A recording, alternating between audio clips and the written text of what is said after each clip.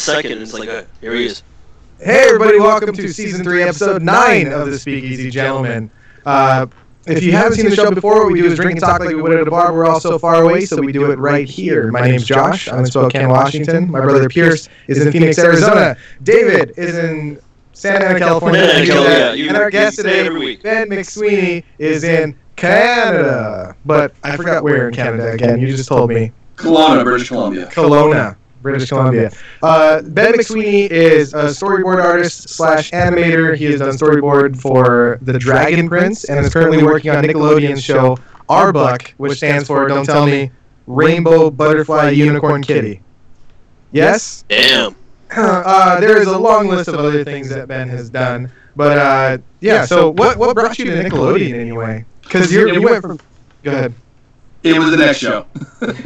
I don't get to decide those things. I go where they say, hey, here's a show, we'll pay you money, and you want to work on this. I'm like, wow, so collectively. I actually took a look at Arbuck and saw the animation style is so much different than the other things that I saw of yours. So some is a mix of different, like, animation, isn't it? Well, and bear in mind, I'm also not an animator on that show. I'm a storyboard artist. Oh, so gotcha. Completely different departments. I was an animator for Rick and Morty, and I was an animator for The Awesomes. I've been an animator for a whole lot of television commercials and a couple of music videos.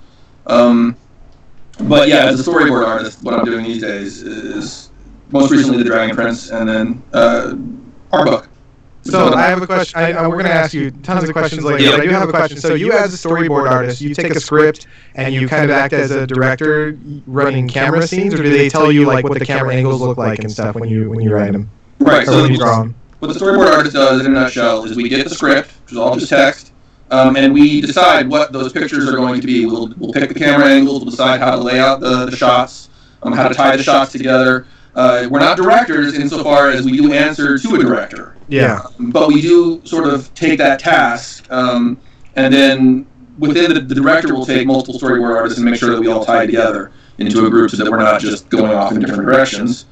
But yeah, in the case of something like Arbuck of the Dragon Prince, I turn it from a script into a sort of a moving comic book, an animatic, which is a whole lot of little pictures that show how the camera angles are going to lay out, where the characters are going to be, how they're going to interact with each other, to a small degree what kind of acting they're going to do, to a larger degree what kind of acting they're going to do. We're setting up the guideposts for the animators to work from. Wow. On a typical episode, how many animators would you say are involved in that, and storyboard artists combined? For animators, it can be different for every show. For storyboard artists, it's a little easier. With Arbuck, one storyboard artist will usually work a single episode at 11 minutes themselves. And then there will be other artists who will come along to do corrections and revisions, punch up the gags and improve things. So you'll end up with as many as 5 or 6 storyboard artists working on a single episode. With Dragon Prince, it was different. We had teams of 3 plus a lead. And so for that, I would be storyboarding about a third of the episode myself, and I would do my own corrections and revisions for the most part. So nice. It's different for every show. Every show is different. Yeah. You got to learn to roll with a new setup every time you switch shows. Is there something that you do on your own? Like you have your own personal passion project that you kind of fiddle with on the side? These days, not so much, because I also do side work for a fantasy author named Brandon Sanderson. I do illustrations for his novels. I do illustrations for some tabletop role-playing games. Really? They're side projects. Yeah, a little bit. It's one of the things I got my start in my career doing as an illustrator was doing Knights of the Dinner Table and various other independent games, and then I've gotten to do Cyberpunk and a game called Fantasy Craft. Is Cyberpunk the tabletop game? Yeah. I did a couple illustrations for one of their modules as a third-party independent contractor for subcontracting to a book that I'm not even sure the title of. Contracting. It worked, right? What are we drinking, boys? I'm thirsty. Come on. All right, so the drink of the week is Tullamore Irish Dew. Tullamore Dew Irish Whiskey. That's what I meant to say. Here it is. I'm almost out of mine because, last week's episode, I used a decent amount of it. Yeah, I wanted to ask you, how did that taste for you, by the way? You switched up with, instead of the, Yeah, so I drank Irish Car Bomb. Ben, you ever had one of those? Yeah. Okay. Good. Yeah. He's like, So, That's what I'm saying. so I cannot confirm nor deny that. I had Irish Death. I had Irish Death as the beer. I had Tullamore as the whiskey, and I drank a new one called Kavanaugh instead of Bailey's. And it was great. Yeah. I mean, it was way stronger than the other ones, than the Guinness mix, but yeah, some good stuff. that's what I was going to ask you. Like, was it stronger? Is there different tastes? Well, the Irish Death was like 7.5% alcohol by volume or something like that. Just the beer alone. I'm having very slow paced shot of whiskey with a little Canada Dry, ginger ale to chase it. I was just watching Waterboy, so I'm drinking Gatorade. H2O. He hated Gatorade. Why did you be? Gatorade. H2O. All right. So I actually already drank some, but I do have a cheers for you guys. It's more of a quote, but I'm gonna call it a cheers anyway. Well, why do I always gotta wait for you? Always wait, man. All right. So I feel sorry for the people that don't drink because when they wake up in the morning, that's the best they'll feel, or that's the best they're gonna feel all day. I can't paraphrase the quote. Cheers, guys. cheers, boys. Salud.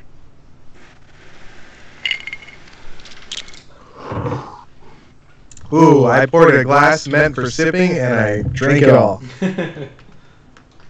Yeah, just took a pretty decent sip. That's actually, man, that's really good. It's good stuff, man. Yeah.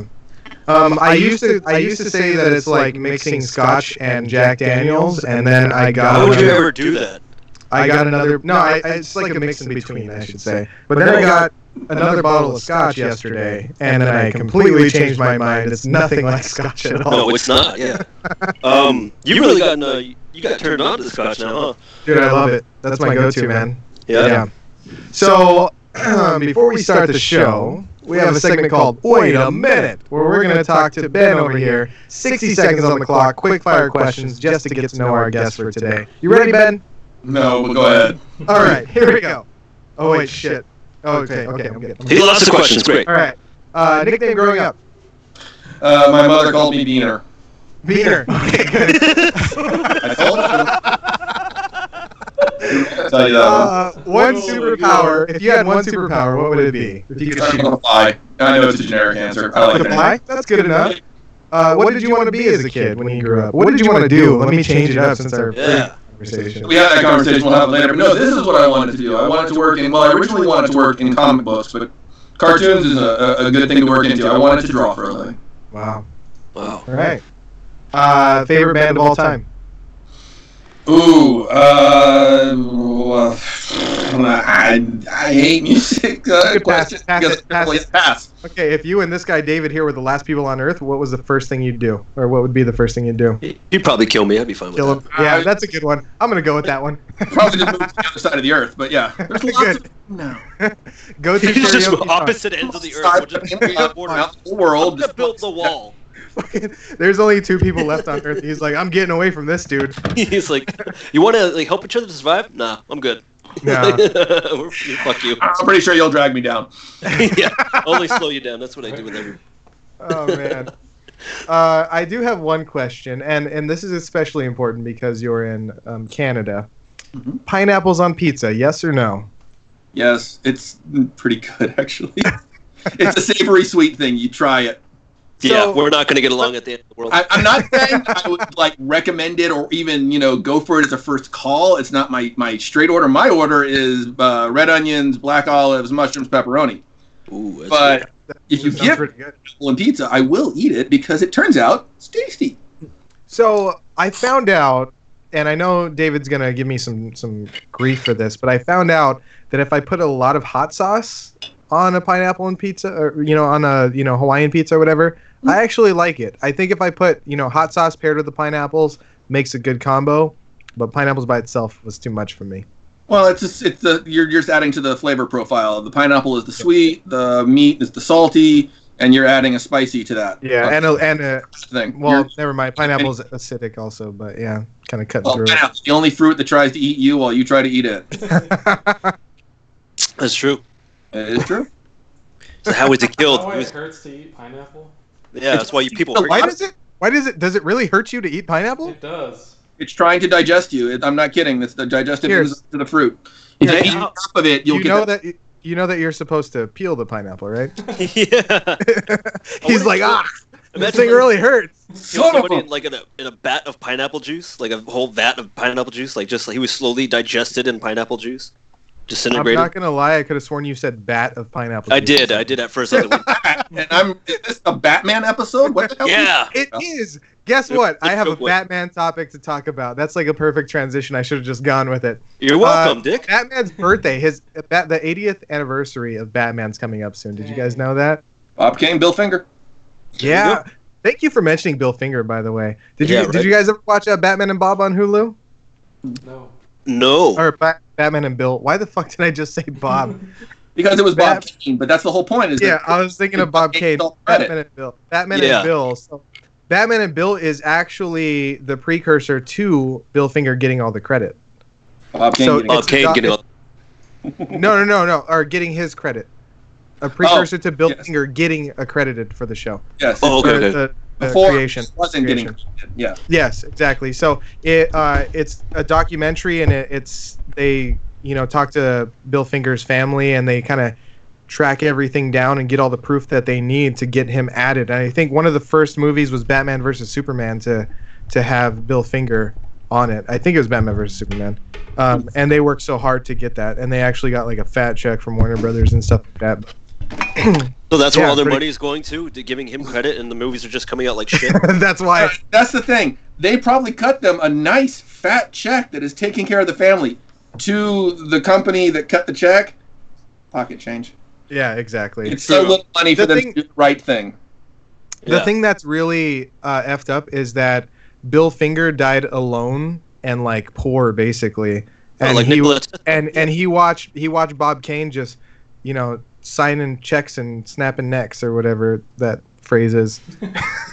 He was Bob Kane just got so famous over it, and Bill Finger was just sitting there basically watching his creation blow up and had nothing to do with it. Damn, dude, that sucks. Did he ever try to be like, I think he kind of did. He went to one of the first Comic-Cons and he introduced himself as one of the creators, and I think Bob Kane was the one who stopped him. He was a really good salesman, so he got into it, and he had a way with words that kind of got Bill Finger to back off, and then he ended up just all the way to his death never got accolades for his input and stuff. So it's like Waterboy when that coach grabs that green notebook of his. Yeah, exactly. And he's like, I just hate him, I hate him, I hate him. He's like stomping his feet. Yeah.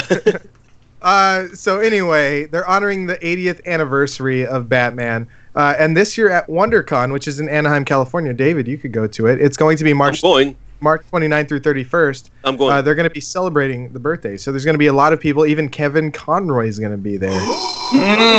Hell yeah, man. Oh, shit. Lee Merriweather, Wow. Merriweather, who started in the 1960s Batman, or starred, in the 1960s Batman as Catwoman. Phil Lamar is going to be there. You guys know who Phil Lamar is, right? Yeah. Hermes? Bat TV. Bat TV, Hermes. Yeah. Pulp Fiction. Samurai Jack. Scott Snyder is going to be there. Roger King Also Smith. Marvin, so. What'd you say? Phil Lamar is also Marvin from Pulp Fiction. Oh, yeah. Oh, really? I shot Marvin in the face. Yeah. I don't remember asking you a goddamn thing. Roger Craig Smith is the voice of Batman in Arkham Origins and also in Batman Ninja. He is also going to be there. That was... Did I watch that one? Shit, I don't remember. Sorry. So, David, you're gonna go and record for the show when you're there, right? Yeah. How many days are you going to WonderCon for? Are you going all 3? I'm really only going for the after parties, but I'll find out what's going on. What do you think I was gonna do? Something. Do your job. I drink and I go and talk to people. That's what I do. God bless. I'll just wear the shirt and be like, "Hey, look at record these. it. Look at these. Record your conversations. I'll put them together. All right. That's all I need. Send me videos. I don't have enough memory on my phone, dude. All my phone's like taking up music. Oh man. Jeez. All right. Anyway. Also for Batman's birthday, you have a free access to the DC Universe app. Do you have access to that, Ben, out there in Canada? Don't know. DC So we don't have Universe superheroes app. out here. So the DC Universe app is something that launched last year, and March 30th, to celebrate Batman's birthday, the service will provide a free access to all the Batman movies, TV shows, and of course, all the comics. Nice. All of them?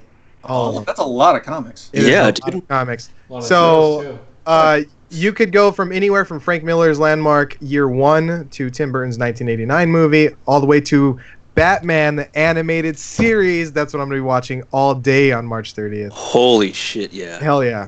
So Right. you'll be able to watch it for free, like I said. New users could sign on, though, for just 89 cents for the first month. And then after that, it's Binge watch the Batman normal animated fee. series. The normal fee, which is Right. or 80 cents, actually, because it's the 80th anniversary.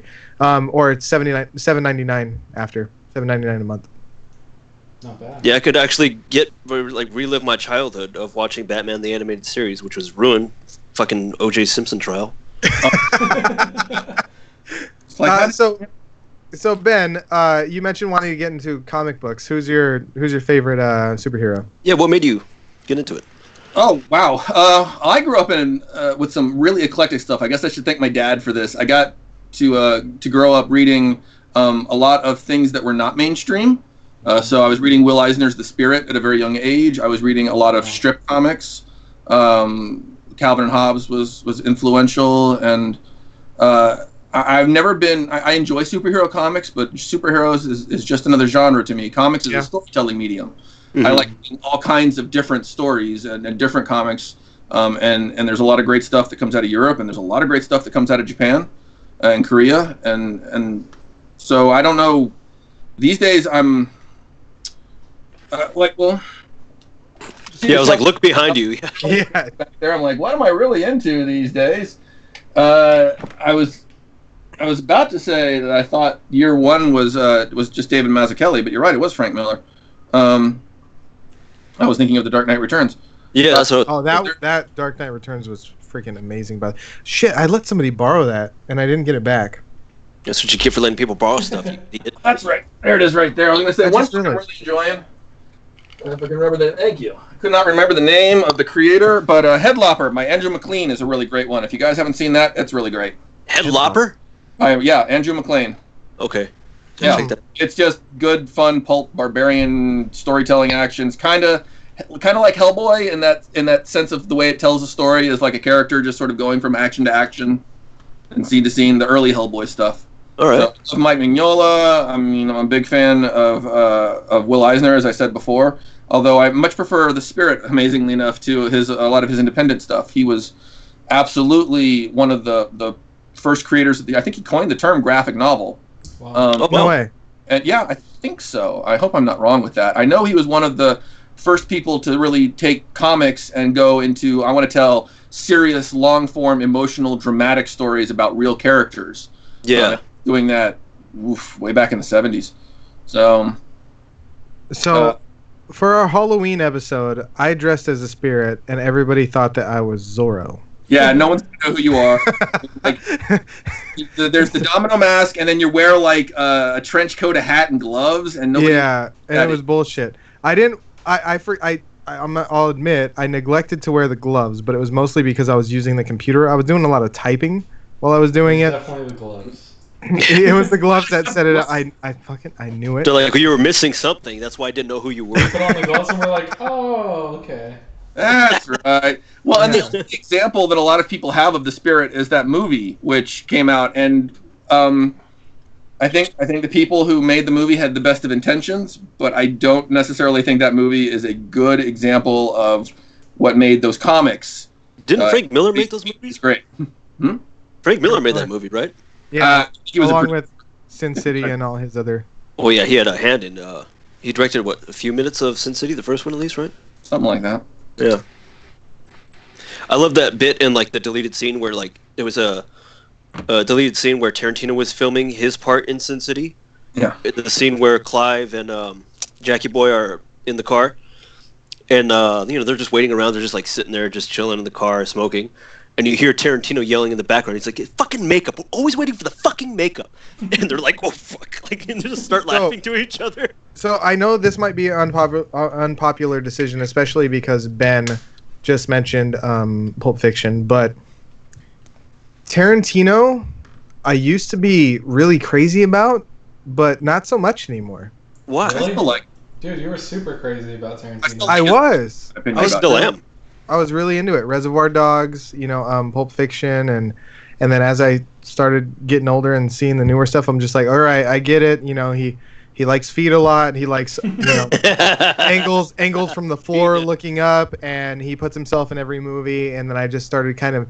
I guess it's because it stopped being new to me to where I was able to kind of predict it just didn't feel new. It didn't feel flashy anymore. Yeah, it's definitely a unique way of storytelling. He has his own style. I will say I watched that trailer for Once Upon a Time in Hollywood and thought it was the most Tarantino of Tarantino-y movies that I think I trailer for in forever. I'm like, well, that is a Quentin Tarantino film. I'm curious to see how it's gonna play out. I'm still gonna watch the movie Midnight Show.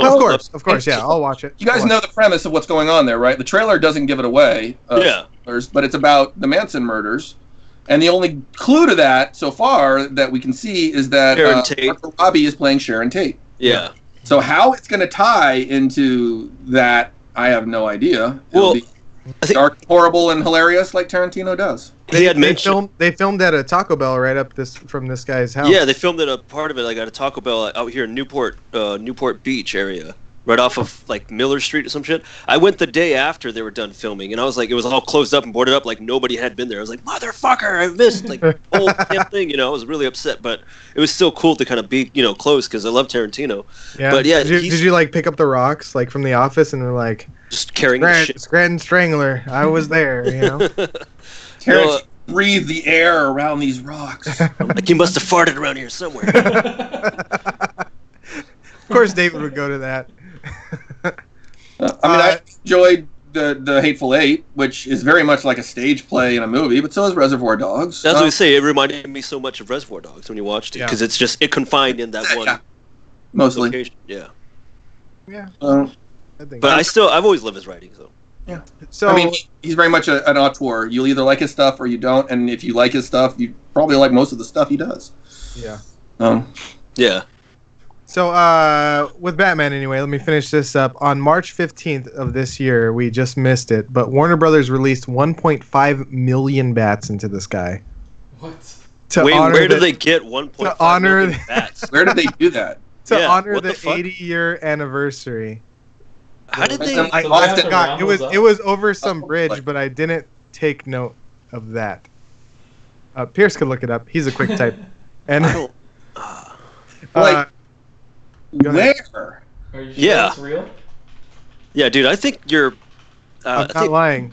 No. I remember seeing a thing on the internet. They were going to do this thing, right? Anniversary. But Pierce, scroll to the very bottom of that. Very, very bottom. Like in Austin, they have the Bat Bridge where bats just live under the bridge and they fly out every night. It's a thing that people go to. Son of a bitch. Lost Boys. Yeah, I saw that. Six Flags. I should have wrote it down. Did you say Six Flags? 1.5 million sounds like a lot, but if we're talking like little brown bats, I don't know that it's it like sounds the fruit bats. Yeah, there's a lot of bats. It's like we're talking flying foxes where they have 3-foot wingspans and they're. I remember I saw a bat flying around here once. I was driving with an ex-girlfriend of mine. We're driving down, it was at night and shit like that. Oh, it must have been a long time ago. Yeah, it was a long time ago. See, Austin's Congress Bridge. That's where it happened. That's not them launching bats. Those bats there, they come out every night. Over 1.5. Got a stick and started whacking something like that. That's exactly what I was talking about. When I lived in Austin, it was a thing that people knew about. Tourists show up in the evenings to watch the bats fly. Dude, cool. I lived and worked in Austin as well. Yeah. Yeah, that was years ago. Yeah, dude, it was a fucking long time ago. Where in Austin? I was 18 at the time. We're in Austin. Okay, I know that I worked at a place off of Norwood Park Boulevard. That's all I remember. I used to live up in Hill Country.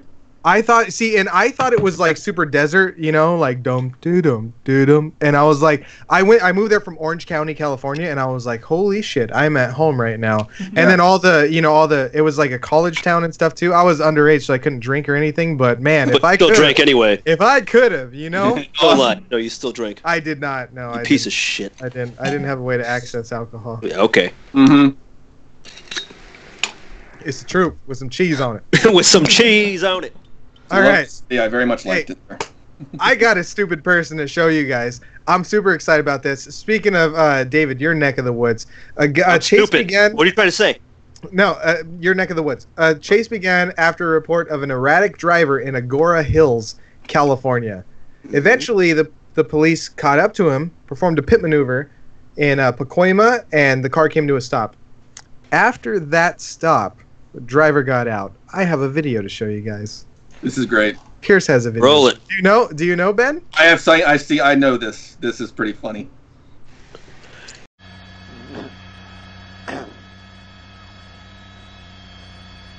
Whoa, look at that. There you go. I was going to say, they must have heard you. They must have heard you. I don't know if he is impaired or if he's not impaired, but that was... Right? Shit. You never know when He you're on was camera. opportunistic right there. Seriously, this is what people don't understand out here, is that it's in California, back home, it's part of the culture to just watch police chases. It has happened my entire life. So for me to come out here and not see it on the TV, interrupting the middle of my program, it's crazy. It's crazy.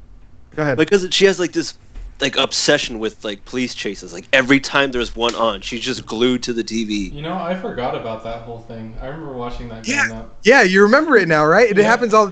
I mean, it's like it's almost guaranteed that somebody's gonna do it. Like you have to do it. I think honestly, if I still lived in California and I ran like a stop sign, I was like, fuck it, I guess I'm gonna run. Don't do it. Make the bastard One thing I learned from cops: you will not get away. Yeah. Put your signal on, make it seem like you're going to turn right, and then brace for the G-forces. With a quick heel toe. Yeah.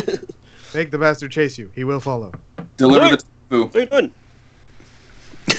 Name that movie. Pierce, Ben, name that movie. Gosh, I don't know that movie. I didn't hear the quote. Let's see. No, wait, we can't stop here.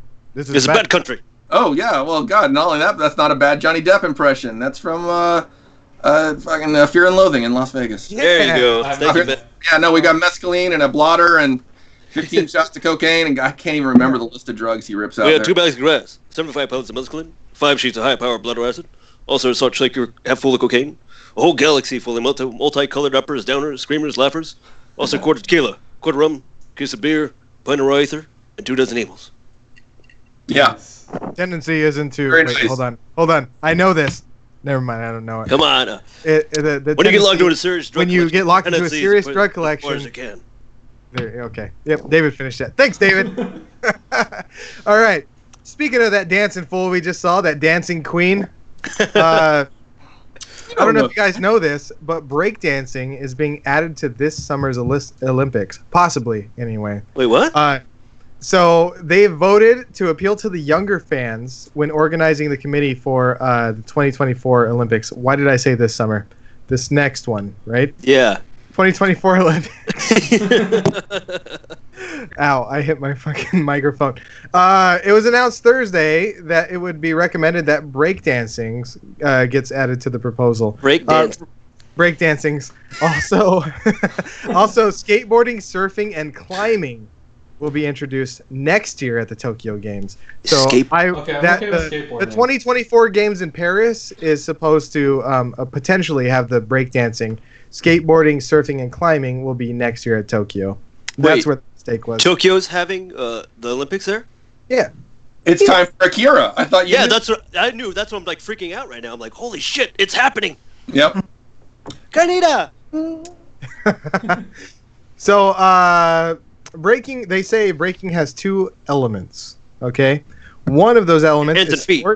sports. The other is arts. They need to have the stamina of athletes and also be an artist expressing feeling. So, what do you guys think? I mean, I think for sure, they, dude. they have, That's they have art. like floor dancing, like gymnastics and stuff. Why would they not have breakdancing?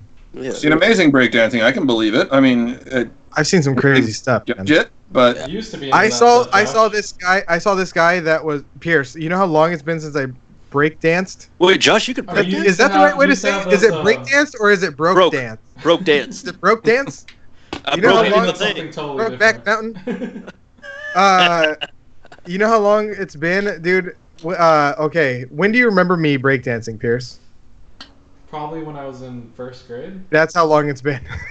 But you had a whole, like, all the tile stuff? I did. Yeah, dude, this is how much of a fucking loser I was. Thanks for reminding me. When I was a kid, I went to, it had to have been Home Depot, and I had maybe 6 square feet of linoleum that I would roll up and carry. To just stop and breakdance anywhere. I would roll up, carry it around with me. Dude, I went to math class. David, Mr. Yost, you know Mr. Yost, right? In Brookers Junior. Oh wait, you didn't go to. I didn't go to Brookers, dumbass. Never mind. So I went to math class, that. and my teacher, Mr. Yost, would have like dance offs, and he'd give you a fucking king size Snickers just for participating, and I'd fucking lug all the way to school. An older man giving you free candy for dancing. That was a long walk. It was in the whole class, all right. That was a long walk. But too. I lugged my linoleum all the way to school, dude, and laid it out on the ground. Oh man, I thought it was so cool, and I'm just now realizing how much you suck. Also now, like, were you doing anything that actually used linoleum? Like, were you head spinning? Were you? I was doing like the windmill. I was doing the windmill and stuff. You know what I mean? You would like hold yourself up.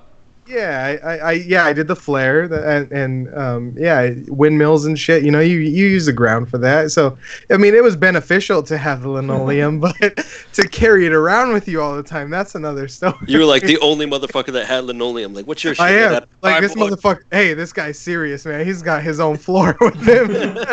He brought the floor. Oh, man. Why the fuck did I bring the floor with me? There's floor everywhere you go, dude. What the fuck? I don't. Honestly, aside from this episode right now, this would have never came up in my life, and I would have felt fine with it. But right now, I never knew that about you, Josh. Ever. Wow. Yeah. Yeah, dude. I wore right here. Hey, I wore respect for you. I wore. Now you're right here. I wore windbreaker pants all the time, dude. Every day I had windbreakers on. Just making it worse, man. Yeah, dude. You wore windbreakers every day like a real fucking Italian. Is lowering. Yeah, just. It makes me aerodynamic when I dance. Yeah, like a real Italian. Oh my god! Honestly, everywhere I go. This is honestly the first time I talked about it since I was a kid. Don't ever bring it up. Bring it up again, yeah. Don't you're bury it deep down inside you. And I was good. I was good though. Hey, I mean, not even to brag or anything, but I am a jack of all trades. I'm a jack of all trades, master of none. That's why you had to bring it. So, me being a jack of all trades and master of none, I always I picked up a lot of things. There's something I get passionate about. I put my full focus into it.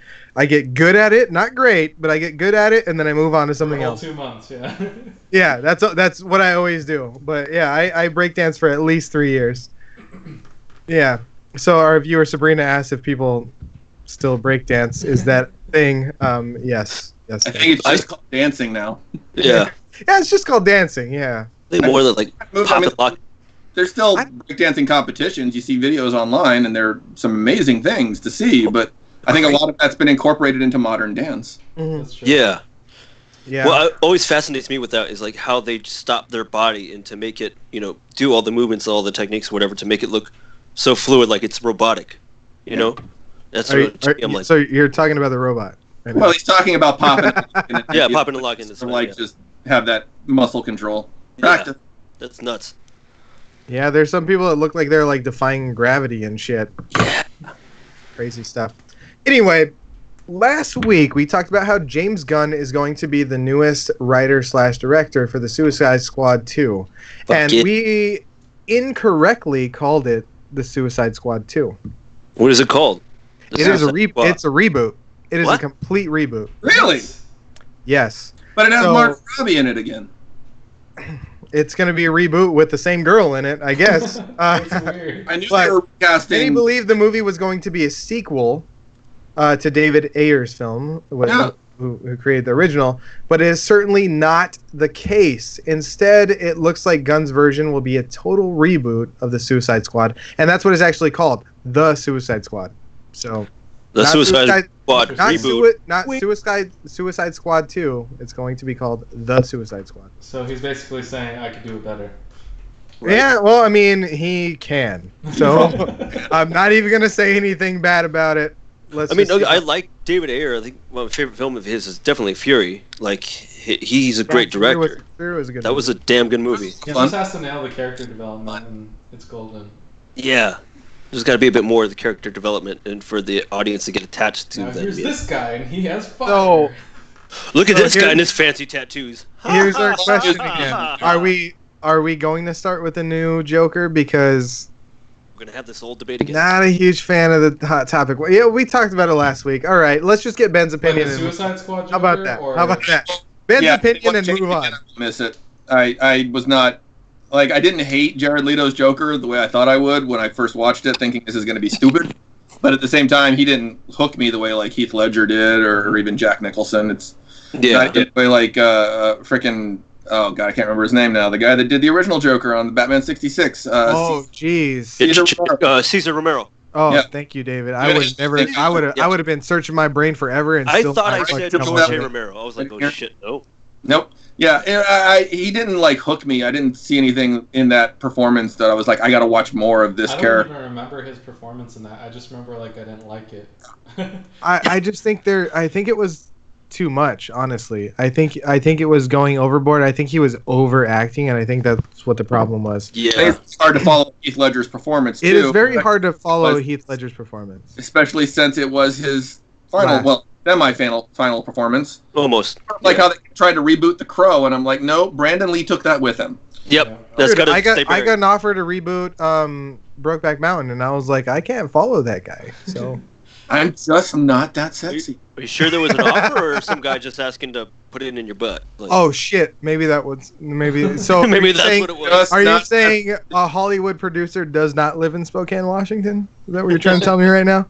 No, he doesn't. Oh, I okay. guarantee Okay. you that, Josh. Don't Then fall for it. maybe you're Don't right. sit on the couch. Don't sit on the couch. Walk out of the room. Don't sit on the couch. You don't know where that couch has been. Yeah, you don't know what happened on that. There's video. See, Ben, that's what we have you here for.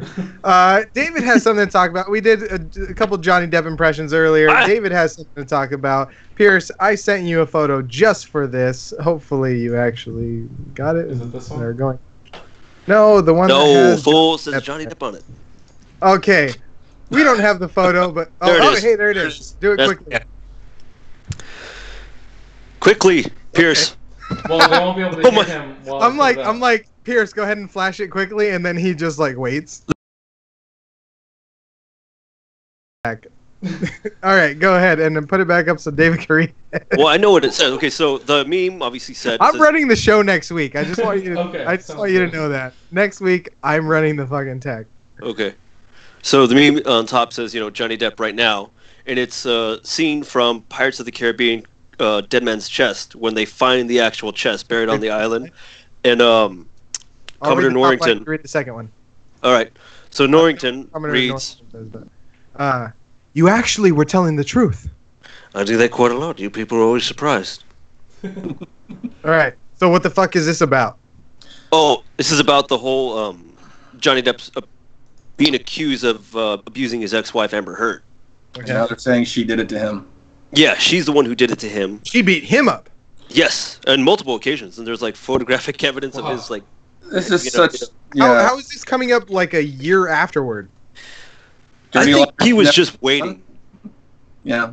I think he was just waiting. Honestly, Waiting for his most recent movie to not be aired? Like No, The I fuck think was he waiting just, I for? think he was just that nice of a guy to just be like, yeah, I got hit, whatever, maybe kind of brush it off. Right. But it wasn't until she wrote the op-ed piece for Washington Post last December, where she was explaining, this, abusive relationship that she was in. She doesn't necessarily name Johnny Depp as the perpetrator, but it's, it's kind of like, oh, it's Johnny Depp, And so after that, he's like, you know what, fuck this bitch. I'm suing her for $50 million.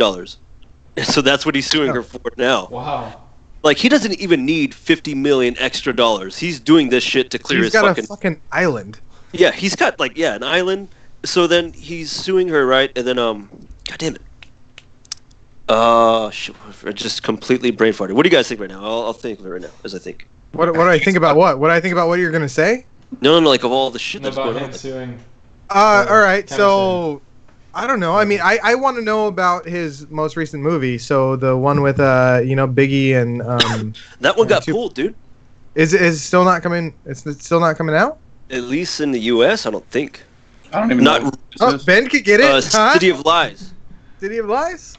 Yeah, maybe they'll bring it to Canada. No, I don't actually know what movie this is. Did they pull it because his reputation has gotten too toxic because of all That's of this? exactly what happened. So That supposedly is what It's like right But before there's the a- movie release happened. There's a issue between the two companies that were producing the Yeah, movie. this may not be about him so much as it may be about people at the upper executive level tipping. Yeah.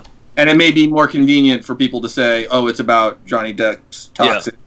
Also, remember that a lot of people on the news, if they don't know what's going on, they'll just tell you what they think, which may or may not be related to what's actually happening. So Yeah. if Very true. we don't know what's going on, but I bet it's about the fact that Johnny Depp is too toxic to hire, except that maybe he is or maybe he isn't. I don't know. Yeah. You know that this sounds like a lot of two people's dirty laundry. It's very titillating and it's fun and it's gossipy, but I don't necessarily know it needs to be Aired out. Yeah. There's a quote. There's a mostly quote makes- from I just want everybody concerned. I feel like this is a lot of people that are really hurting in various ways, and I don't know what this benefits to drag it out and stare at it. Not you guys, but in general. Yeah, I think. So there's a quote from a very famous person that says, "If you own the information, you can bend it all you want." Or if they own the information. Anyway, Good job on that one. John Mayer. John Wait, Mayer? no, Jack Johnson. Is it Jack No, Johnson or that's John Mayer? That's John Mayer. Oh, yes. When they Keep own on the waiting, information, they can bend waiting it all on they the want. world to change. That's all. That's what. You know? Okay, so I remembered. So Johnny Depp is pulling up evidence that he didn't hit her or abuse her ever. There's. David's very invested in Does this, he have although, like 'cause 24? he's Does a he have like big 24/7 Johnny video Depp to fan. prove that? He has ever proven that- 87 surveillance footage, 87 different surveillance footage showing that he's never like hit her in anything at all. He's got multiple eyewitness accounts from his staff Does that that mean work. he has surveillance of him? Like, look, see, I'm not hitting her right here. Well, he may have video cameras running around his property 24/7. Yeah. It's possible. I mean, obviously he has. He's just showing like an empty not front hitting yard. her. He's like, see, not hitting her here. He's gonna do like Here's a an Brett empty Kavanaugh pool, thing. Not He's hitting pull her out a there. calendar. He's like, look, I didn't hit my wife on this day. I have a calendar. Yeah. No, he's got the two testimonies from the responding officers that responded to the call of the supposed night that he hit her or threw the cell phone at her face, whatever. Both of them already testified, said that they were there for hours afterwards. They saw her in good light and up close, and there was no visible signs of bruising or markings or anything like that. So yeah, Who Johnny knows? Depp is And they just all suing the posted shit out of her. selfies that day of Johnny Depp. Yeah, they're like, hey, hashtag abuser, what? I don't All know. right, know. so But I'm no, going wait, to- go ahead. my issue is, are we going to start canceling Amber Heard now that the truth is coming out the way everybody was canceling Johnny Depp? Okay. What does she do? She's- Amber Heard's a crazy hot girl. Crazy, Literally comma, no idea what she's crazy, comma hot. So, no. Yeah, that's what I'm thinking. And that's Let's kind say of that. bullshit, isn't it? Because as soon as a male, this is one of those, obviously, it's one of the Look, hey, and I don't mean to offend you at all, David, because I know you're in love with the guy, but Yeah. Johnny Depp 20 years ago, nobody would have given him any shit to this. You know what I mean? It's like Bill Clinton back in the day. They were like, he's just, he's just being Bill. But I think the fact that he got older and weirder, people are just like, yeah, let's fucking crucify this guy. So, no, we're not going to boycott Amber Heard. I am. Fuck you. Here first. Fuck you, Amber Heard. I wasn't buying her stuff before. Yeah. Did you watch her in Aquaman? No. Yeah, me neither. I haven't seen Aquaman. Yes. She's still hot though. I mean, if I watch Pineapple Express, I'm like, damn. You know what I'm saying? I She's think an she was, yeah. You think she was what in Pineapple Express? She was. No, I thought it was I think she was well, no, I forget how old she was in that movie, but yeah. I hope She's an quinceanera actress. means 18. Good callback. It's a good Yeah, callback. it's callback. Okay, so I have one stupid person to talk about, and then we're gonna move on. So, police in New Jersey say, hold on, I'm gonna rearrange the way this happened. So in New Jersey, a man took a car that was left running. So someone, it's cold, nice and cold over there, and they left their car running. So this guy hopped in the car, took over, drove it down the road. Well, guess what? The owner hopped in a company vehicle and chased this motherfucker down the street. So he's following him down, and it led to this guy crashing. In the guy's car. He crashed the car that he stole, right? That's gotta be so fucking terrible to watch. And he's suing? No, after that, he fled on foot. Well, like I said, real So cold. whose shoes did Real the cold owner in borrow? New Jersey. So it was snowing, and the police went to the crash site, looked at the ground, saw all the snow, and followed him all the way to his house. That led to him being arrested. He crashed the car, and his footprints in the snow led to him being arrested. I want to say, like, was this like news thing? If it snowed in Florida, this would be a title that you would read in Florida, like. Like, Hey, Ben's originally from Florida. Don't talk shit about his home state. You're gonna shit about Florida. It's okay. You're an all right guy. I think you're one of the two people that he's a Florida defector, so he's fine. Yeah, because I left. I still have family there. Oh no, that state's full of crazy people. It's the swamp, man. It gets to you. Dude, I know somebody who was chased by a gator and had to hide in a tree, like climbed up a tree and waited for the gator to leave. Can they not climb trees? Do you see their stubby arm? No. But, so if they don't get you quick, gators are like, they're big lizards. They're really lazy.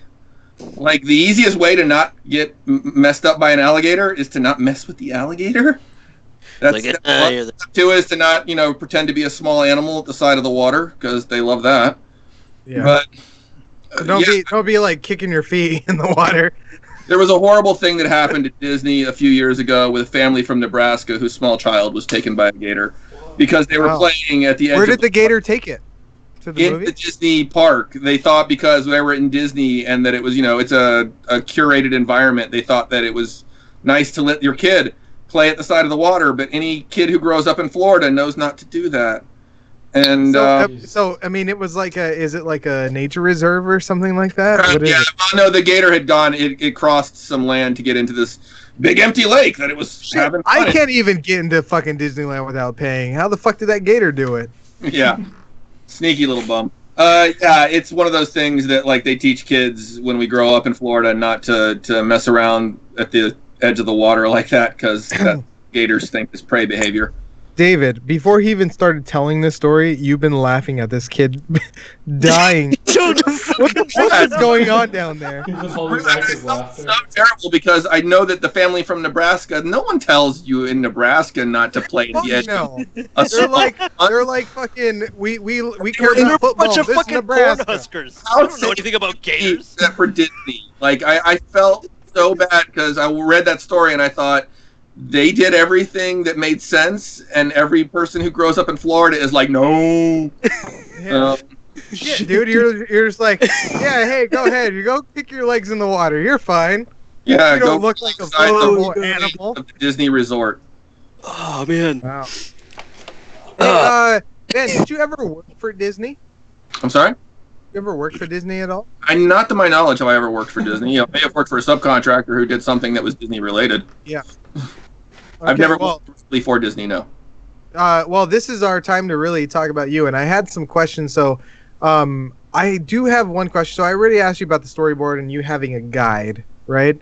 But voice sync. Mhm. So, do you do the voice sync? So I just really want to know what this is about. So you make cartoons. So I have made cartoons. You make you do the animation. Do you do the lip sync during that, or do somebody come back after you and edit your animation to add the lip sync? It depends on the production you're on. Different productions do it different ways. For Rick and Morty, yeah, the animators do the lip sync themselves. So Nice. you did it. In that you have an audio track that's playing in your clip, and that you do the mouth replacement, that you determine where the mouth shapes go. for each frame. Oh. With something like that show where we're working in harmony, it's literally a case of picking different drawings and swapping them in and out. So did you draw the thing they do where they go like this and they have that weird mouth shape? No, that's a Roiland thing. That comes I love that. Oh. That is one of his unique things. It goes with the asterisk Like- eye, the W mounds. I love Yeah. that face. It's very So- characteristic. When you, I was gonna ask a question. When you are lip syncing, so the mouth, you know, like the E, the S, you know, it's significant, right? So do you have those where you just drag and drop, or do you redraw it every single time? No, that would be a nightmare. No, what happens is you have a sequence of drawings that are called phonemes, and those are in a library. And yeah, you don't drag and drop so much as you find and replace, and then you swap the drawings out. Now, I have done work in the past where you had to redraw to match the lip sync. But one of the advantages of working in a digital environment is the ability to swap drawings out quickly and easily, and we take advantage of that. Nice. So, Wow. So what's it like? I really want to, Ben, I have to ask you this. Have you ever been starstruck? oh yeah, no, I mean, like I was telling you guys at the start, I worked on Rick and Morty. I was not in the office with Justin Roiland, so every time we got to do a phone conference with him, or any of the times like I got to meet him at an event towards the end, yeah, you have to very much play it cool. There's a few times where I've gotten to meet someone famous. I don't know how old comic guys you are, but I used to work with Joe Madureira at Vigil Games. He used to do a comic called Battle Chasers. He was also famous in the 90s with X-Men. He had a very Japanese-influenced style. Joe Mad was what his famous signature, Mad, with that exclamation point. Anyways, I was a huge fan of his artwork growing up, and so there was a year where I was working in his studio, and I just had to be like, be cool. Don't be a fanboy. You can't do it. It's the job.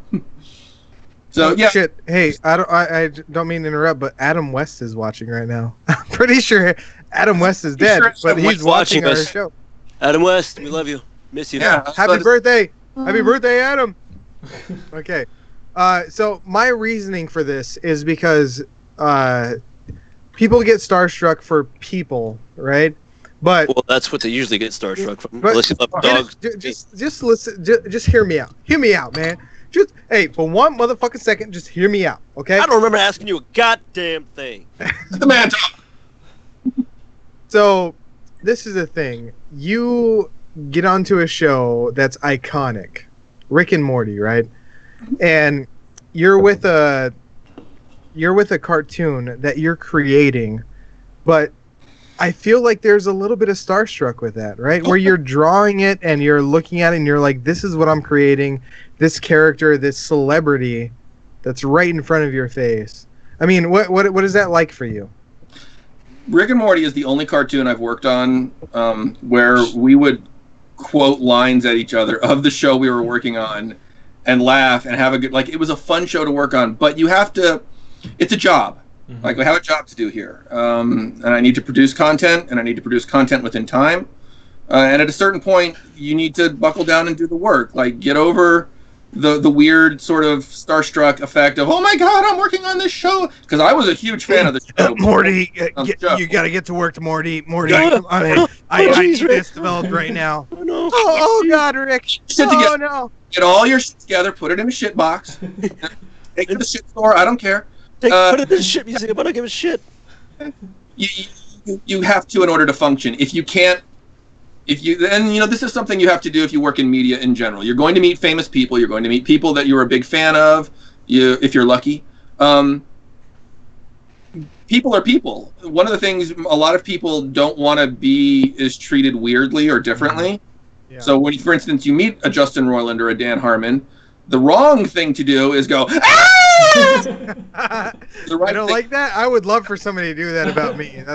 Gosh, Probably nobody gives gets a old shit about after, you. like, the 10th Nobody will ever give they a shit normally about you, do that Josh, in a because they scary don't way. care They're just about like, you. what the Yeah. I pop out. Typically, like, my way of introducing myself is turning around a dark alley, like right in the corner, and they're just like, ah, you know. Yeah. And that's where I get my thrills from. You sure It you probably gets old like the 10th time somebody screams like that. So, what is it like for you to work? So you mentioned a bunch of animators working together. So, what's it like for you to, like, how do you develop the artistic, I guess the character design. How do you keep it consistent? That's my question, really. With a show like Rick and Morty, we work in a program called Harmony, and in that we have a lot of the models and everything are built for you. It's what we call a partial puppet show, in that the show has a rig that's been built, that the character is built. He has heads and body and everything built in place. These things help keep you on model because the style is established for you. Your job is to keep on model, to not go off the model when you have to draw original elements and put in new things that weren't part of the rig to begin with.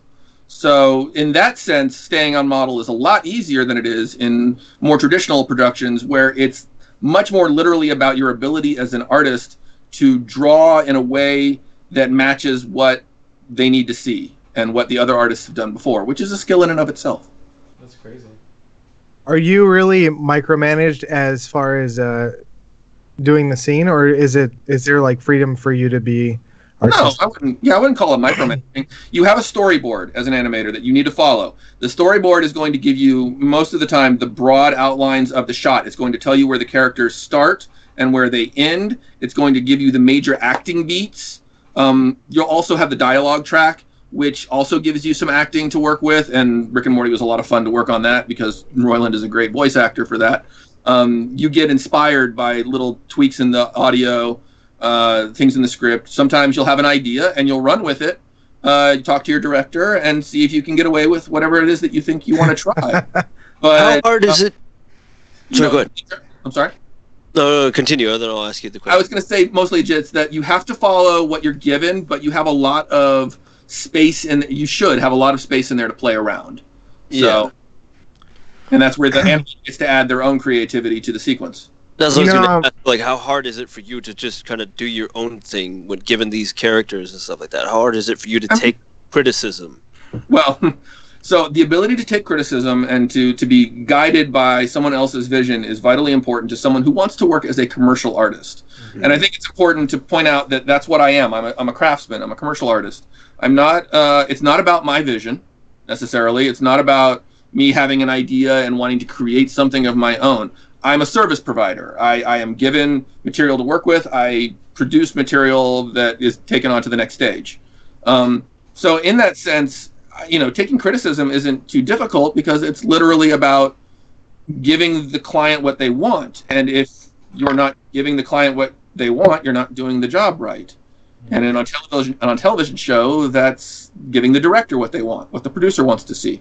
So I kind of have a similar experience. I mean, not on the note of Rick and Morty. Josh, you're an animator? No, I just said not on the note of Rick and Morty at all. But being a professional tattoo artist for 7 years of my life, people give me their expectations, and I have to meet that. But for you to really for you to get all of this direction and to execute, it just feels like I mean, how much of yourself are you putting in every scene? Well, so there are moments, and you have to find those if that's what you care about. If this goes back to that thing I was talking about earlier about what you want to do as an artist or as a creative, as an animator. I am very happy just doing the work, and I'm not greatly concerned with it being my work. That's mine. I'm proud of the work that I've done, and I'm proud of the parts that I do because I think I do a good job. But I don't necessarily, and I certainly try not to impose upon myself, to the client, what needs to be done unless they want that from me. If they're like, oh, we want you to give it your bit, then that's my moment. But until then, it's me giving you what you need. And in that sense, like criticism, it's one of the things you have to learn early on as an artist and as a commercial artist in particular is that it's not about you. This is not about, I'm not criticizing you. I'm criticizing the work, and I'm criticizing the work because it needs to fill certain goals and roles. Okay. And understanding that makes it a lot easier when someone says to you, oh, God, this is shit. You need to do all of this over again. Has that been is that verbatim what somebody's told you? No. Fuck, dude. How does that not just a long destroy time, your... because I'm pretty good at my job.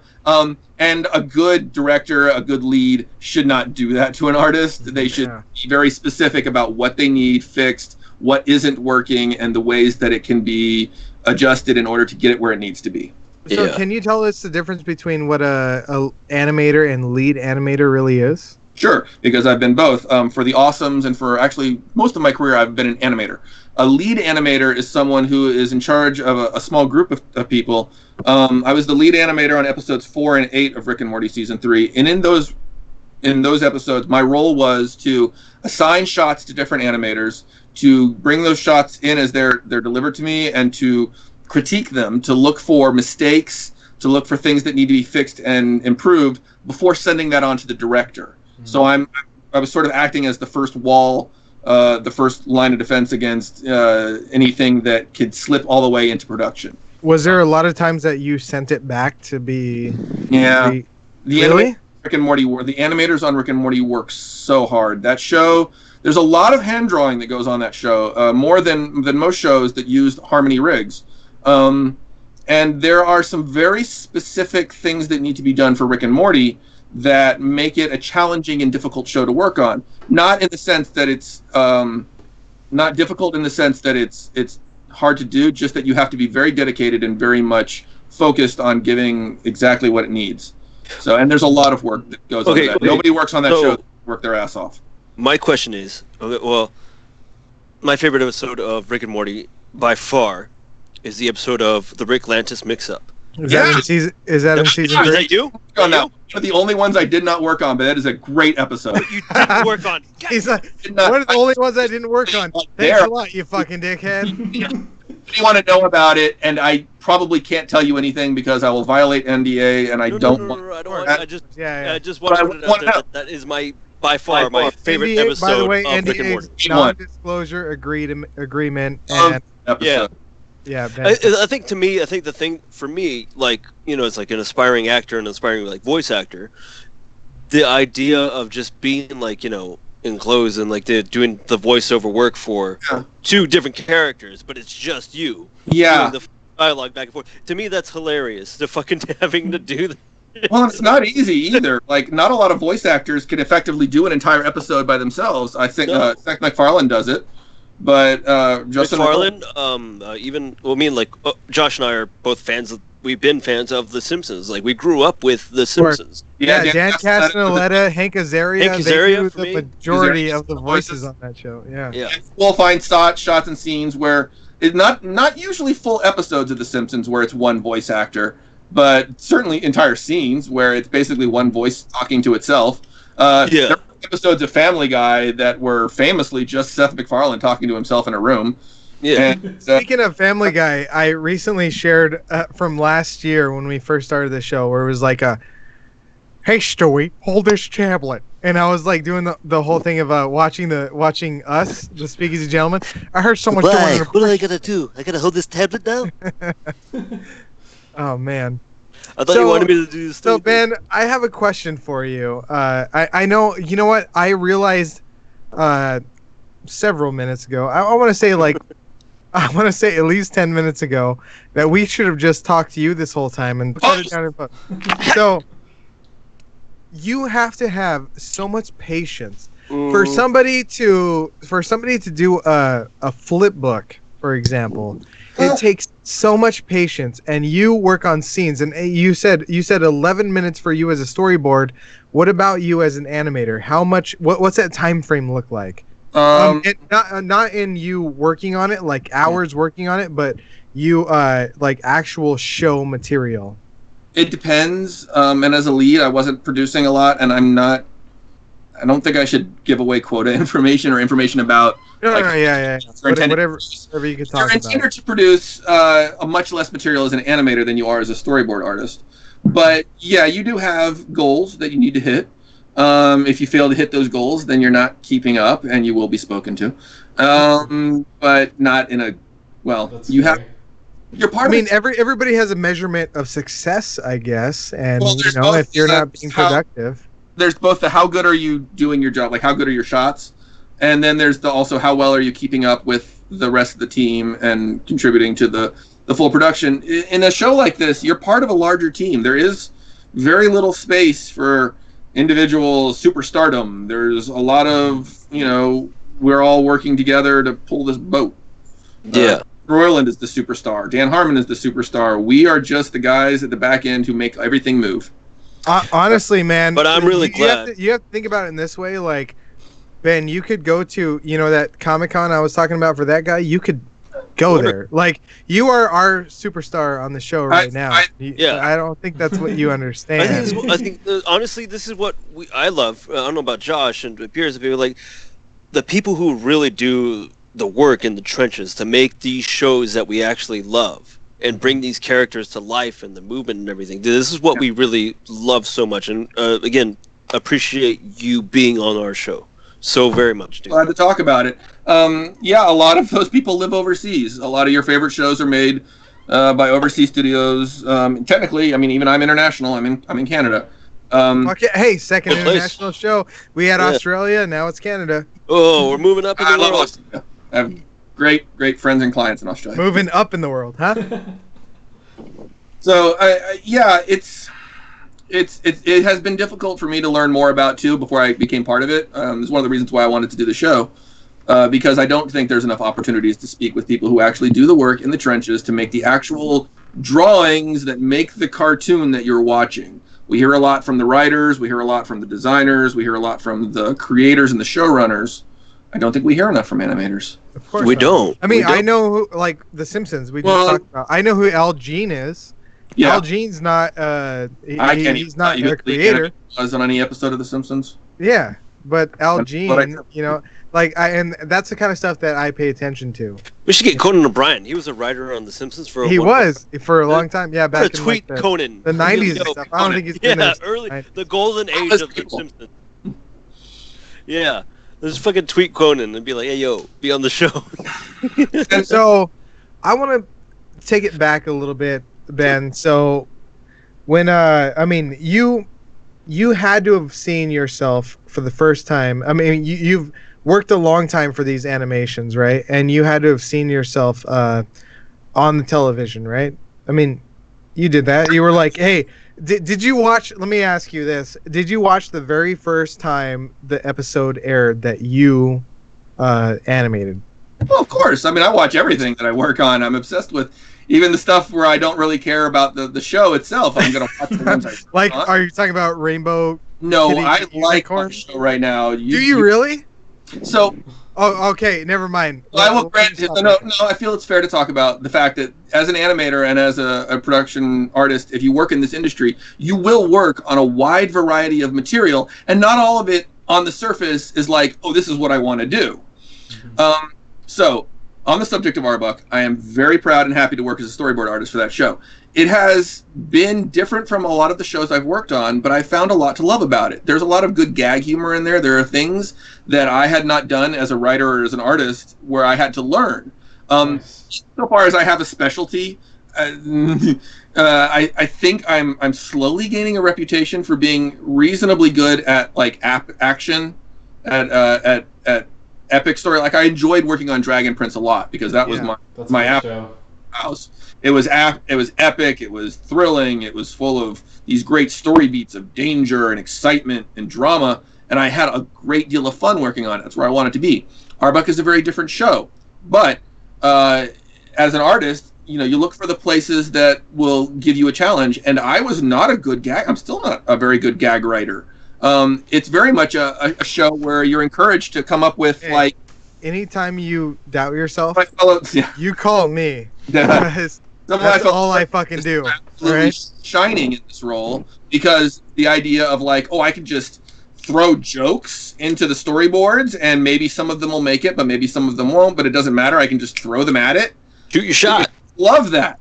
For me, I feel very similar when someone says these two characters face off and then they fight, and that's all the script gives you. Yeah. And I'm thinking, well, we've got to make that more interesting. So you could have a lot. Somebody's got to kick somebody in the nuts. To make the fight more interesting and to like add elements of acrobatic or impactful strength to a scene like that. even if it's not given in the script. The same thing happens with people who are happy in comedy and in gag-based cartoons. No, I'm very happy with Rainbow Butterfly Unicorn Kitty. It's a lot of fun to work on. I'm not. I love the fact that you say the storyboard artist. So, Ben, there's two things that I want to talk about right now. Number one is you are living my dream. Yeah. Okay?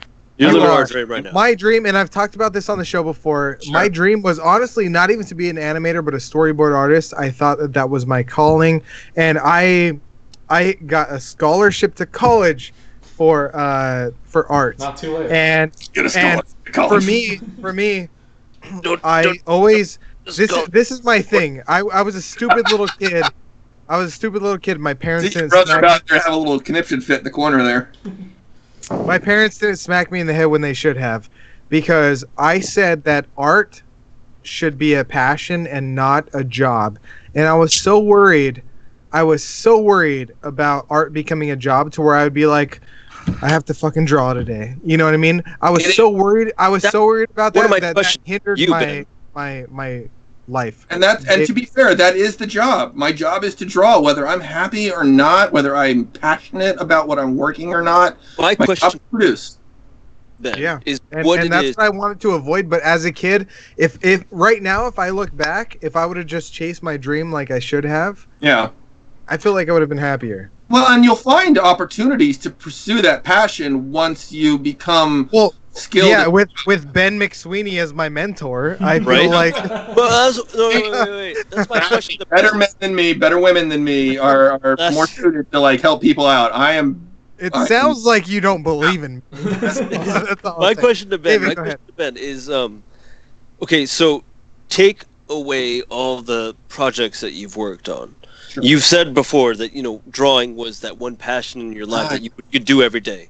Yes. What is it that you find motivation to do all those drawings every single fucking day? Even if it's big or small, when it's monotonous, when people are telling you you're doing something wrong, whatever. No. Take away all of that shit. What would motivate you to draw every single fucking day? There is a part of it. This will upset some people. There is a part of it that it is a job, and sometimes what motivates me is the paycheck. It's knowing that this is going to cover my rent, my electric, my kids are going to get fed, my house is going to stay above my head. Sometimes you just draw to get the job done. At the same time, dude, I draw for a living. I draw cartoons for a living.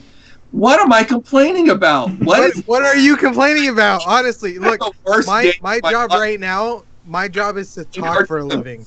My job is, all I do is talk. I teach people stuff, and I have great conversations, and I make all kinds of jokes, and I talk. That's my fucking job. Why am I complaining? Well, that's the point. If you enjoy, it's like people who get paid to play video so you games. understand that there is a part of you that has yes, you can complain. There are things that you know that are not satisfying. They're frustrating. They're not interesting. They're not the things you wanted to do when you got into this talking to people job. But at the same time, I mean, have you done other jobs besides talking? I used to set up bounce houses for people. I worked at a theme park. I used to do trim work for cabinetry and staircases. I've done other jobs. Wait, so carpentry? When I was a kid, my dad's a trim and cabinet maker, so I was his assistant for a long time as a kid. And one of the things it taught me was like, hey, this is real hard work. Maybe you should find a thing that's not as hard to do. And drawing was equally satisfying, but not nearly as difficult. I don't have half the scars my dad does. I think you're like, I got a little indention on my finger right here. If you look really close, my old man has scars from. Before we move on, I honestly, okay, Ben, I have one more question for you, and then we're gonna move on. Okay. What do you use to animate? Because I have a Wacom tablet, and I have pencil. I have a Wacom tablet that I have to draw down here and look up there. So I have a really outdated system. So when you're animating, how much did you spend, and what do you use? So, your Wacom tablet is perfectly functional. Stop looking at your hands. Look at the cursor on the screen. Oh yeah, no, yeah, that's what I said. I draw. visible. draw down here and look up there, but Yes. for me to draw on screen, I feel like that would be so much more practice. It takes practice. There are months, and it's very frustrating. There is a period that almost every artist goes through transferring. I think it happens less and less now as kids learn to draw digitally to start. But there is a period where everyone goes through that is very frustrating. It feels wrong. The drawing doesn't feel right to draw on a tablet, to draw on a Cintiq. It feels weird, but we'll get used to it. I'll take a Great that you're Cintiq any finding- day. Well, You tell me how much is it? Oh, how much is a Cintiq? Like $2,000? Okay, so 2 grams. my current setup, I have a Cintiq, an old one, mind you. I have an 18, no, not an 18. I have a 21 UX, which is about 10 years old. At the studio, I use a much more modern a Cintiq, a contemporary unit. But I do use a Cintiq. I use Windows. For animation, independently, the things that I like to do for myself or when I'm working for an indie client, I often use Photoshop. For working with studios, most often it's Harmony. And those are just Windows or Mac-based softwares. Like, you can use that with any desktop or even laptop PC. The Cintiq is a very valuable tool, but I worry that artists consider it to be a roadblock to them moving into the digital realm. I know very many professional artists who work with a lap tablet, who work with an Intuos or a Graphier, and they're very happy. They like the invisible hands. And I started off for the first 3 years of my digital art career working with a lap tablet. I only moved up to the Cintiq when I got a big job and a big bonus and was like, I'm going to drop the money. A Cintiq costs anywhere from $2,000 and up to get just the unit. They are workhorses, though. I've had mine for 10 years, used it every single day, and it just chugs along. Wow. Question. It's an investment. Ben, Yes, do sir. you paint? A little bit. Not, you mean physically or digitally?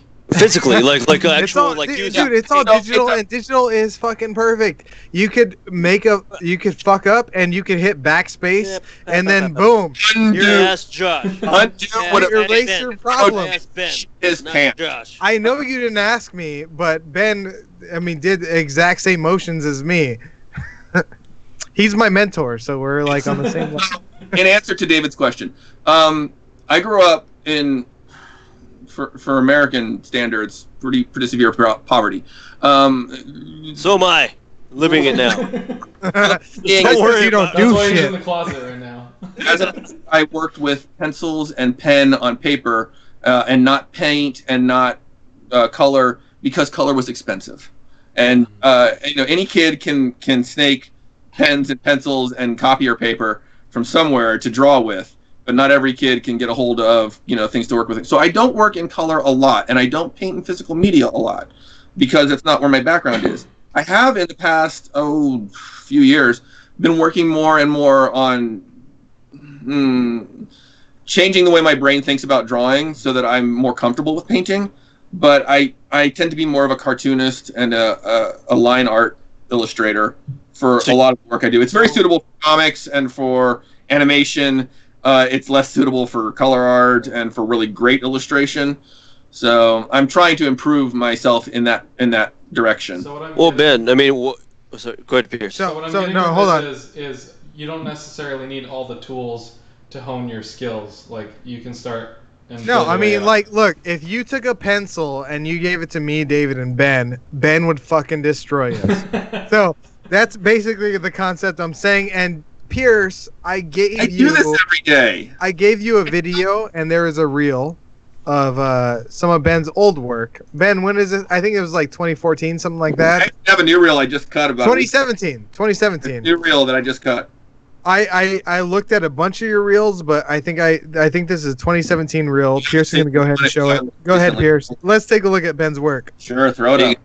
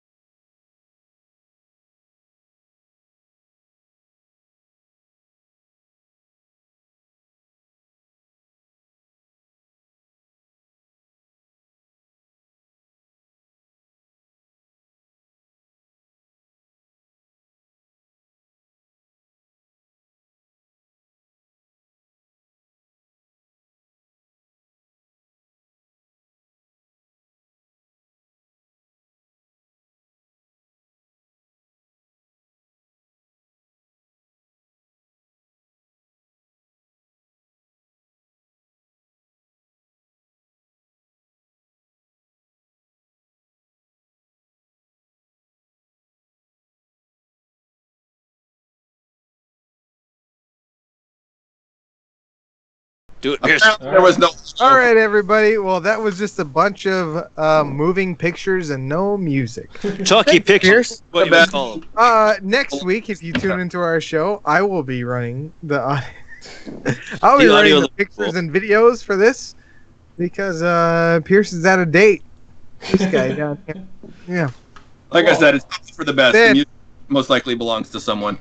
Ben, I yeah. know we kept you for way too long. Yeah, And we did. Fun. oh my god, I have so many more questions and Yeah, stick right, around. so- When we end it, stick around. We have a lot more so questions. I mean the thing is there's like red versus blue, that's like the Halo Yep. show, Yep. right? And Okay. I saw your I think it was your 2012 video clip that I saw, and then your 2014 showed full colored. Yeah. So it showed your Just clips back structure. and forth. Yeah. and then you're holy shit, dude, like you have so much patience and It's not as scary as it looks on the outside. People think of it as being very intimidating. hey, look, but it's so not. Get in there. let's talk about it. How much did you pay, honestly though? How much do people pay in general? You don't have to tell me how much you paid, but how much do people pay in general to learn what you know right now? Well, to go to school, Going to you can. school. I mean, there's the numbers are all over the place, especially with college animation or college education. Yeah. What it is. So, how is- much did you pay though? Give me like You a rough. just said you didn't have Ballpark. $50,000 for. Okay, so if I give you $5,000, will you teach me everything you know? I don't have to teach you anything because everything that I know can be learned off the internet right now. Anyway, YouTube is a godsend. It didn't exist. YouTube is a fucking. No, YouTube all was- I have Goddamn. I have is 5K right now. So do Don't you want to need it. teach me, or you just want me to look up? No, learn because we have to teach people. Teaching is difficult and challenging, and I'm not qualified. The That's thing is, expertise. I use Clip Art Studio, and I use Clip Art Studio, and I was animating, and Pierce saw that I used my original character from when I was a kid, and I did a little animation. But after 8 frames, I can't do any more animation. Because there's So- a structure to building animation that you may not be aware of. It's not about drawing. For one thing, were you drawing?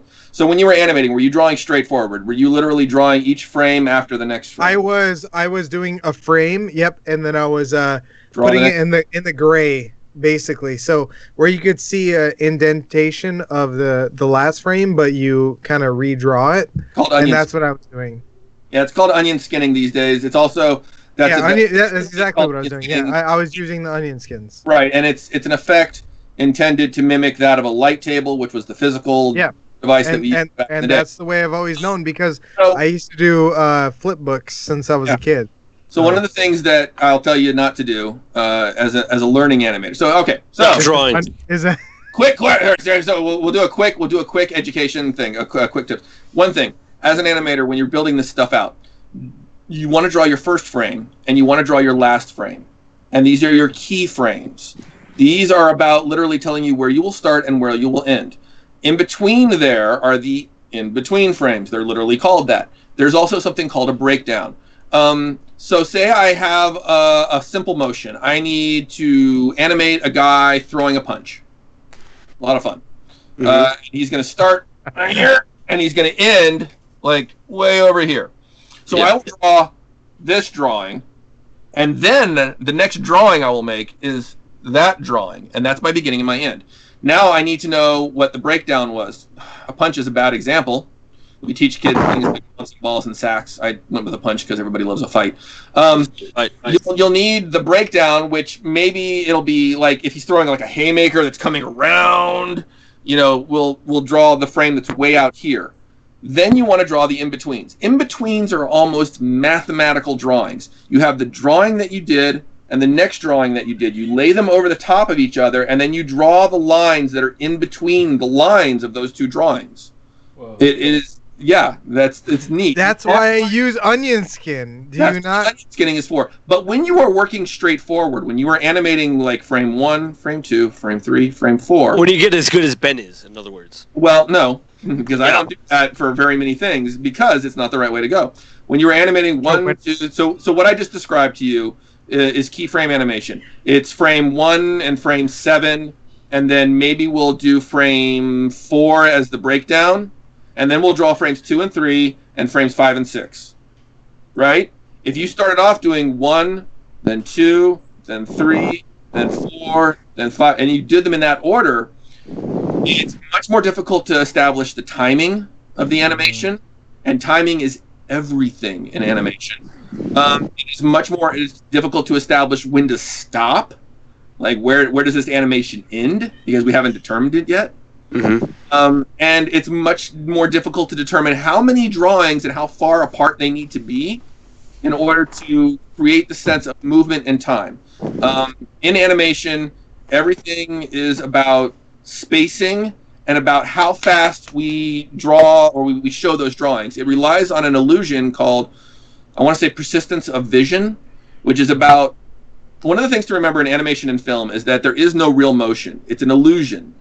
We are showing you a lot of pictures very quickly, and your eyes are tricking you into seeing movement. And even a film is just 24 photographs.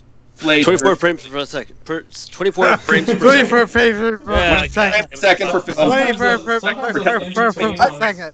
Those in-between frames that you're talking about, like, if you see them alone, they, like, make no sense sometimes. Oftentimes they're terrible drawings. So I have gained, and I advise this for anyone who wants to animate, I have watched many a great animation sequence, some really great fight sequences and action sequences in anime. YouTube allows you to do this, and it didn't used to. It's a game changer. Use the comma and the period when watching a YouTube video, and you will be able to watch the video frame by frame. Look at the drawings. Look at the individual drawings. Count how many drawings are actually being drawn there. Then, like you said before, that's why when you brought up Akira. That's the weird thing that I do. I watch animation frame by frame and count the drawings. But no, like what you said before when you mentioned Akira, the 1988, animation, the Japanese anime. Yeah. When it was brought here to America, the original fucking creator, God damn it, help me out, Ben. What was his name? Otomo. There you go. When he had control of the anime itself, and so when they created the animation that we know, the Japanese anime of Akira, they did it in 24 frames per second. Did they not? No. I thought they did. This is funny because I worked on a thing called the Bart Kira project, and if you look at my 2017 reel, there's a few sequences from that. And in doing so, I had to. The Bart Kira project was it was a collaborative animation project where a bunch of animators online got together to do a thing. This has been done a lot lately. We took the entire trailer for Akira, the original 1988 trailer, and we reimagined it as if the entire thing was cast by The Simpsons. And so, right, it's fun. You can Google it, look it up online. It's out there. I did 2 shots in which, and it's a famous scene in Akira where the guy who is trying to steal the kid, number 26, got up by the military. Early on in the film, and they shoot him to hell.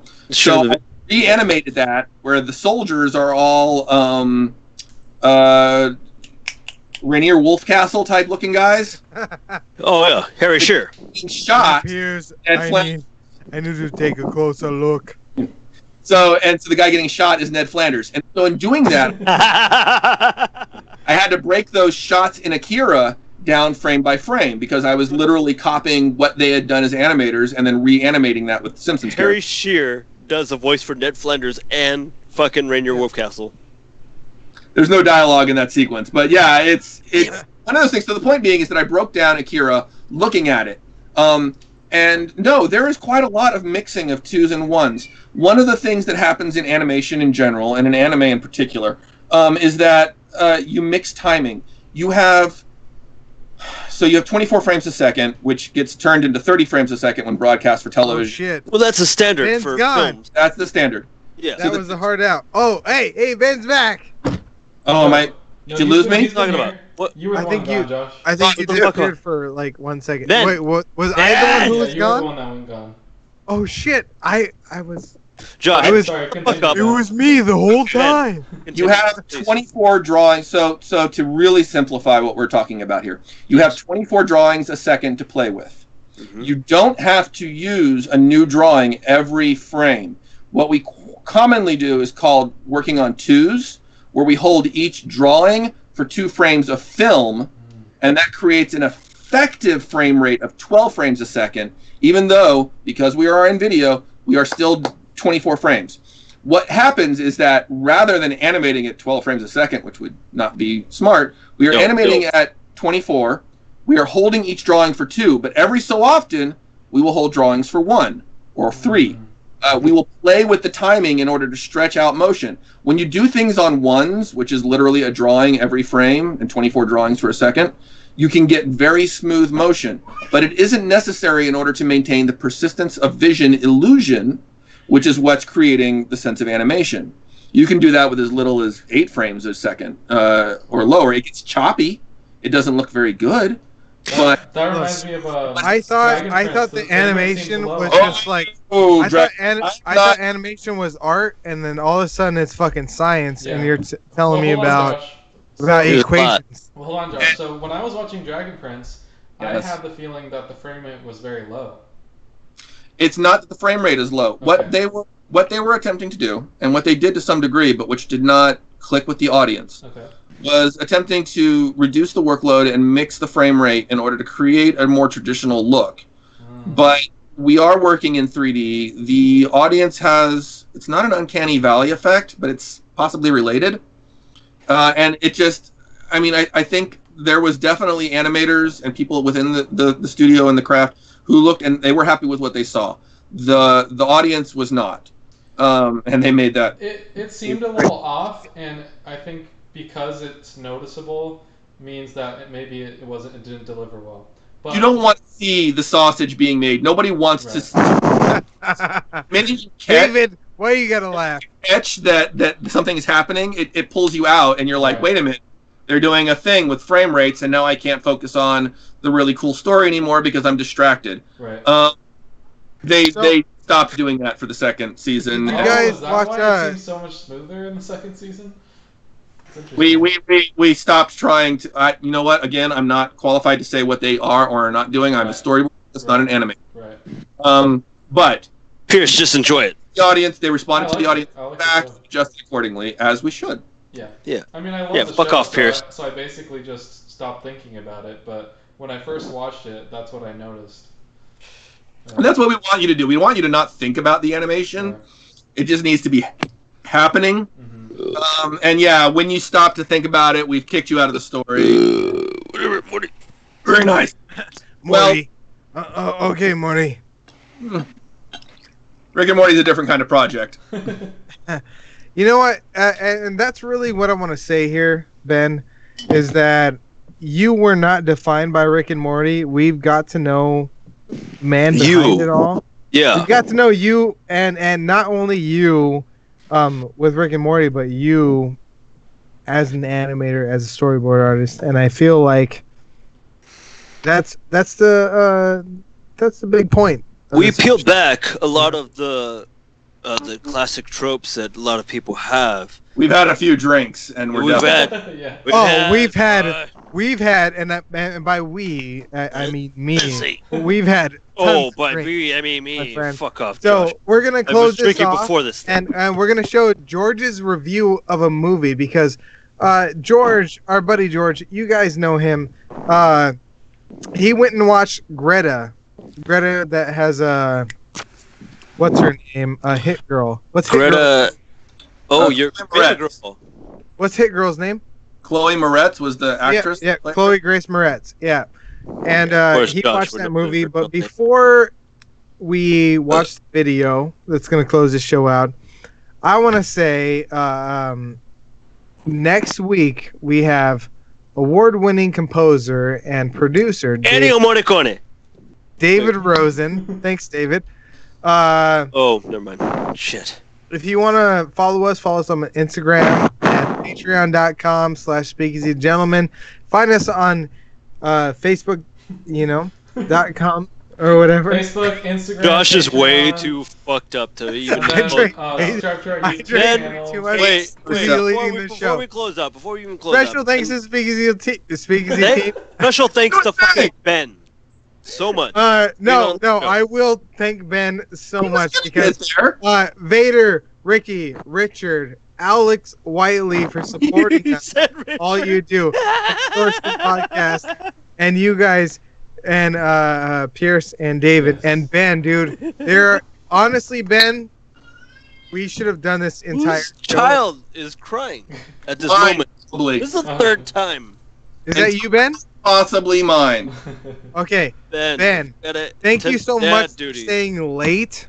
Yeah. And I had a great being time. part of the show, man.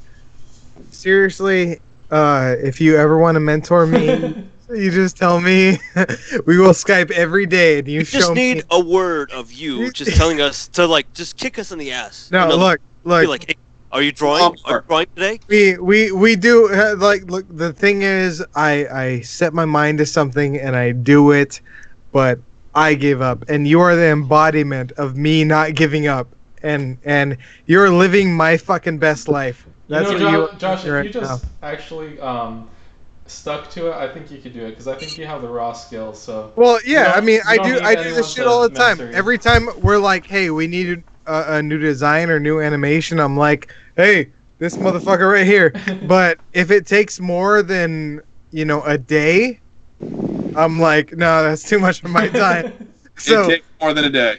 yeah, I need to. I really need passion. to. I need to invest myself in it, and I really think that's what it is. I think it's ADHD type of shit where I just I'm like, I need to do something now, and then I'm gonna move on, and that's what I think my problem is. But Pierce, go ahead and put up that thing, and I'm gonna read it. Yep. You're gonna read it.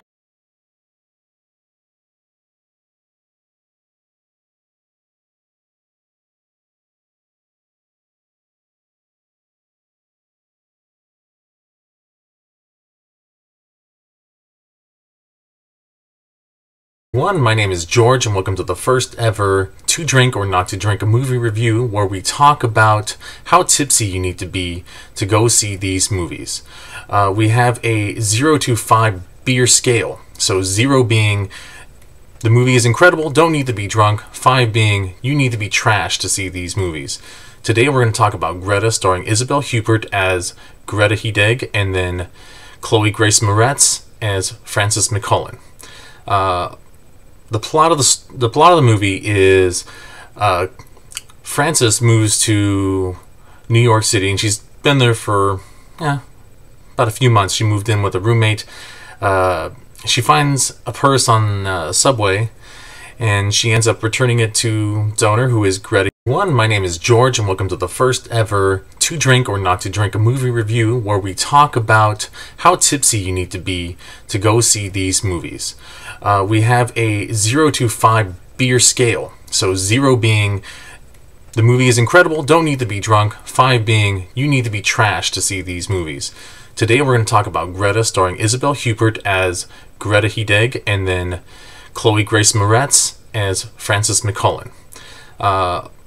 The plot of the movie is Frances moves to New York City, and she's been there for about a few months. She moved in with a roommate. She finds a purse on a subway, and she ends up returning it to donor, who is Greta Hedeg. She befriends her, and turns out that Greta has a secret. And I don't want to give away too much of the story for those of you that kind of want to go see this movie. I'm gonna have to give this movie 3 beers, just based on its predictability. So you can basically predict just about everything that happens in this movie. Cinematography was so-so, dialogue was so-so. It just was not as good as I thought it was going to be. It was a little disappointing. So I mean, tell me what you think about the movie. If you've seen it, leave something in the comments or talk about it in the chat. Let the Speakeasy gentlemen know if you enjoy this segment and if you want to see more in the future. And until then, have a good one, guys.